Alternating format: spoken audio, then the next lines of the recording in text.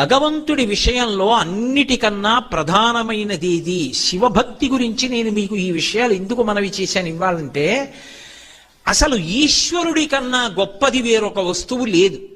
ఆయన అనుగ్రహంతో మనం బ్రతుకుతున్నాం. అసలు ఆయనకి మనం ఇవ్వగలిగినది అన్నది ఇంకొకటి లేదు. నేను ఇందాక మీతో శ్లోకం మనవి చేశా. అందులో గృహస్థే స్వర్భూజామరసురభి చింతామణి గణే శిరస్థే శీతాంశౌ చంద్రరేఖ ఉందని చెప్పి దానికి కొనసాగింపుగా ఈ విషయాలన్నీ చెప్పా. ఇంకొకటి ఏముంది ఆ శ్లోకంలో, చరణ యుగళస్తే అఖిల శుభౌ. శంకరా మీకేదో ఒక మంచి పని చేసి పెడతాను అంటావేమో. అసలు ఏ ఇంటికైనా లక్ష్మీ కమ్మి అంటారు. వీధిలో ఉన్నటువంటి సింహద్వారానికి పైనున్న కమ్మికి లక్ష్మీ కమ్మి అని పేరు. తోరణం దానికే కడతారు. లక్ష్మీ కమ్మికి తోరణం కట్టారు అంటే ఇంట్లో శుభకార్యం జరుగుతోందని గుర్తు. ఎక్కడైనా శుభకార్యం జరగాలి అంటే